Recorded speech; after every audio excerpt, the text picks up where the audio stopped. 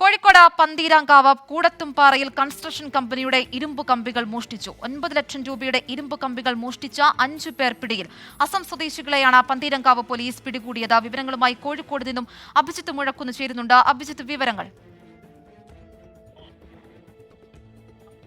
ആൻമരിയ, വനിത ഉൾപ്പെടെ 5 പേരെയാണ് ഈ കൺസ്ട്രക്ഷൻ കമ്പനിയുടെ ഇരുമ്പ് കമ്പികൾ മോഷ്ടിച്ചതുമായി ബന്ധപ്പെട്ട് പന്തീരങ്കാവ് പോലീസ് പിടികൂടിയിട്ടുള്ളത്. അവരുടെ പേര് രഹന, അയൻലാൽ അലി, മോയിൻലാൽ അലി, ജോയിൻലാൽ അലി, മിലൻ അലി എന്നിങ്ങനെയാണ് ഈ പിടിയിലായ 5 പേരുടെ പേരുകൾ.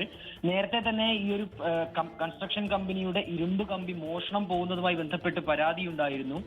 ഇവർ പോലീസിനെ അറിയിക്കുകയും ചെയ്തിരുന്നു.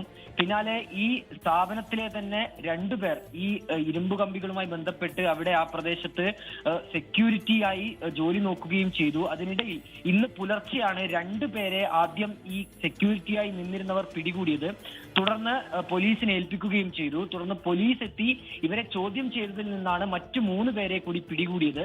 ഈ കൺസ്ട്രക്ഷൻ കമ്പനിക്ക് അടുത്ത് തന്നെ ആക്രിക്കടയിൽ ജോലി ചെയ്യുന്നവരാണ് ഈ 5 പേരും. ഏതായാലും ഈ പിടികൂടിയവർ നേരത്തെയും ഇവിടെ നിന്ന് ഇരുമ്പ് കമ്പികൾ മോഷ്ടിച്ചു എന്നാണ് മനസ്സിലാക്കുന്നത്. ഇന്ന് മാത്രം 9 ലക്ഷം രൂപയുടെ ഇരുമ്പ് കമ്പികളാണ് ഇവിടെ നിന്ന് ഇവർ കടത്തിയത്. ഏതായാലും ഈ പിടിയിലായവർ നിലവിൽ റിമാൻഡിലായിട്ടുണ്ട്. ആൻമരിയ.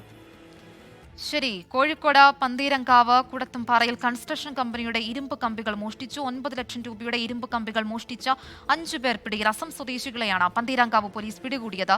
വിവരങ്ങൾ നൽകുകയായിരുന്നു കോഴിക്കോട് നിന്നും അഭിജിത്ത് മുഴക്കുന്ന്.